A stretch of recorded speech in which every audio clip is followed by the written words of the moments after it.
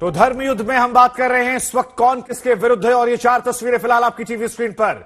एक तरफ हनुमान चालीसा को विवाद है जिसको लेकर जेल में सांसद नवनीत राणा और उनके पति रवि राणा हैं। दूसरी तरफ लाउडस्पीकर पर सामना हुआ है। आपको बता दें लाउडस्पीकर को लेकर अलग अलग जगहों पर मुहिम चली हुई है। उत्तर प्रदेश में जहां 21,000 से अधिक लाउडस्पीकर को बंद कर दिया गया, खामोश कर दिया गया, धर्म पर शोर रोक दिया गया, तो 40,000 के ऊपर लाउडस्पीकर ऐसे हैं जिन्हें धीमे कर दिया गया है। इधर अलवर की अगर बात करेंगे तो मंदिर पर महाभारत छिड़ी हुई है। लगातार यहां पर विवाद जो है वो देखने को मिल रहा है। बीजेपी कांग्रेस पर आरोप लगा रही है, कांग्रेस बीजेपी पर आरोप लगा रही है और सियासत जो है वो गर्माती जा रही है। उधर बीएचयू में इफ्तार पर तकरार है। कुलपति की इफ्तार पार्टी में जाने को लेकर लगातार विवाद है। तमाम ऐसे धर्मगुरु हैं, तमाम ऐसे छात्र हैं जो लगातार इसकी मुखालफत कर रहे हैं, विरोध कर रहे हैं और इसी वजह से धर्म युद्ध कौन किसके है विरुद्ध, ये एक बहुत बड़ा सवाल है।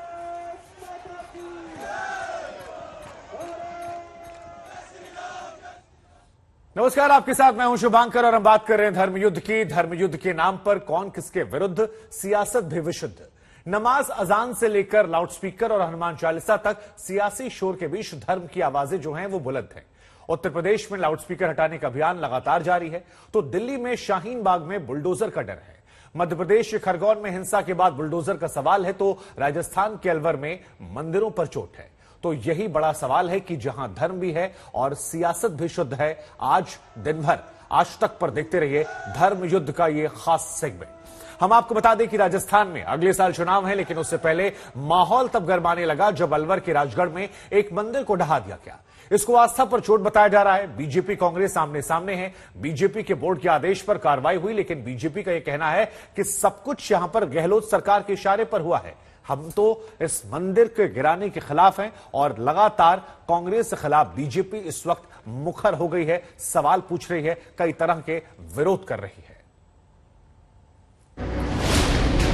ये देखो सराय में जो मंदिर है शिव जी का, वो कैसे जरा था, ये देखो ये गया मंदिर पूरा।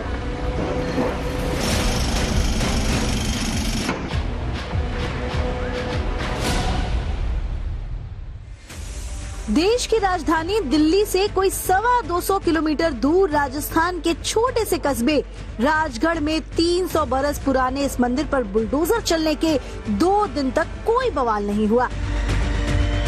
इसके बाद मीडिया में ये खबर आई और तस्वीरें दिखाई गई तो ऐसा सियासी बवाल हुआ जिसकी गूंज जयपुर से लेकर दिल्ली तक सुनाई दी।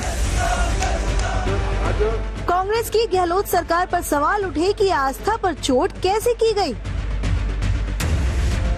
विकास और रोड को चौड़ा करने के नाम पर 3 मंदिर और 86 मकानों को तोड़ दिया गया। बुलडोजर से मंदिर को तोड़ने और कटर से मूर्तियां हटाने की तस्वीरों पर गुस्सा भड़का। बीजेपी ने गहलोत सरकार को घेरा तो दूसरी कहानी सामने आई। असल में अतिक्रमण हटाने का आदेश बीजेपी के उस नगर पालिका बोर्ड ने दिया था जिसमें बीजेपी का बहुमत था। चेयरमैन से लेकर बीजेपी के ही पार्षद थे।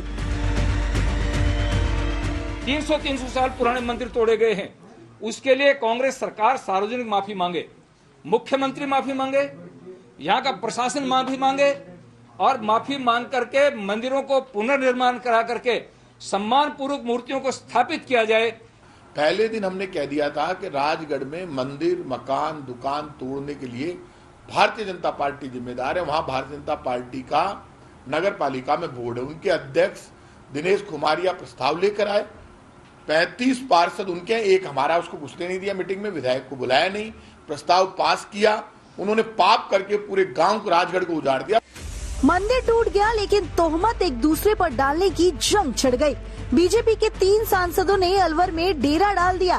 5 नेताओं की टीम भी जांच के लिए भेजी गई। हालांकि बीजेपी के सांसदों का इलाके के लोगों ने भारी विरोध किया। कांग्रेस की तरफ से राष्ट्रीय नेता जितेंद्र सिंह गए। गहलोत सरकार ने आनन फानन में एसडीएम को सस्पेंड कर दिया। बीजेपी इसके बाद भी मामले को गरमाने में जुटी रही। इलाके में आक्रोश रैली निकाली गई। मंदिर को लेकर राजस्थान में अब सारी सियासी लड़ाई इस बात को लेकर है कि किसको नुकसान होता है और किसको फायदा। ब्यूरो रिपोर्ट, आज तक।